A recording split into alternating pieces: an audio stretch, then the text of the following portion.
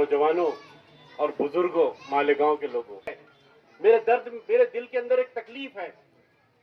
Blast हुआ तो हिंदुस्तान की, पूरे हिंदुस्तान की मीडिया, हिंदुस्तान की सियासत की नजरें मालेगांव के, अगर दिलो जान से हिंदुस्तान में किसी ने मेहनत किया है तो सिर्फ और सिर्फ आपके इस कायद ने किया है। मालेगांव पर जब भी कोई प्रॉब्लम आता है तो सिर्फ और सिर्फ इस कायद का नाम सबसे आगे हो सकता हूँ आसिम भाई से कि आसिम भाई, आप मालेगांव, इतनी तड़प क्यों है आपके अंदर? मालेगांव के लोग आपको कुछ नहीं। अगर मालेगांव में अगर आपके नाम पे, आपकी खिदमत को अगर लोग याद कर ले तो मैं समझता हूँ कि मालेगांव, आपके अंदर मालेगांव के लोग आप। इसलिए मेरे नौजवान साथियों और बुजुर्गों, अबू आसिम आदमी साहब का कर्ज मैं और आप मिलकर भी चुका नहीं सकते, मजबूत कर सकते हैं। इस कायद की सही लड़ाई जो चल रही है उसको मजबूत करिए। और हम लोग जो है आपको मायूस करने वाले लोग नहीं है। मैं आज बोल रहा हूँ, हो सकता है मुझे मेरे बारे में भी मत बोला करो, लेकिन ये दर्द मेरे अंदर था जो आज मैंने आपके सामने बोला हूँ। और मैं उम्मीद करता हूँ कि वाकई हम भी जो है मालेगांव के अवाम से, दानिश्वर हजरात से, नौजवानों से गुजारिश करूंगा कि आसिम भाई की लड़ाई बहुत सच्ची या मत दो, लेकिन वो उन्होंने जो कसम, उस जेल से छूट को अपनी मौत तक उस कसम को निभाएंगे, इतनी गारंटी मुझे है। इतना खत्म करता हूँ।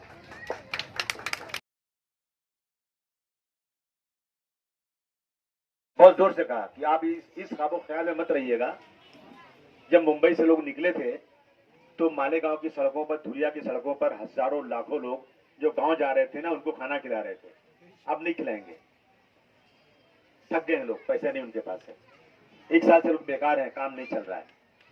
मुंबई में हम लोग जिस जोश के साथ काम कर रहे थे 1 साल, ये कई महीने तक 50-50 हजार आदमी को रोज खाना खिलाते थे ना, वो अब हम नहीं कर पाएंगे कि सारी एनजीओ थक चुकी है। अगर आपको अब लॉकडाउन करना है तो आपको गरीबों को खाना अच्छे किस्म का फ्री देना पड़ेगा।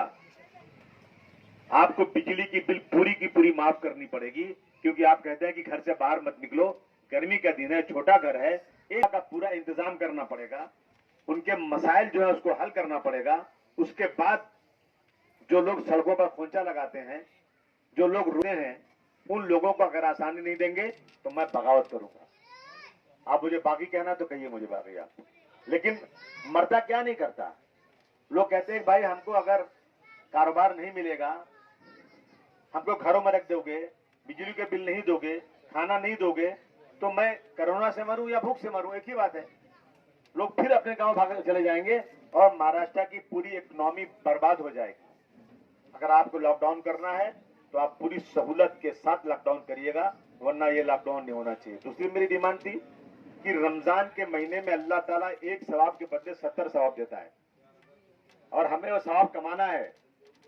हमें मस्जिदों में नमाज पढ़ने की इजाजत दी जाए। सारे इमामों को, सारे ट्रस्टियों से आप उस पुलिस स्टेशन के एरिया में लिखवा कर ले लें कि वो जो भी लॉकडाउन के प्रिकॉशंस, उसके एहतियात होंगे, वो उसको पूरा बरतेंगे।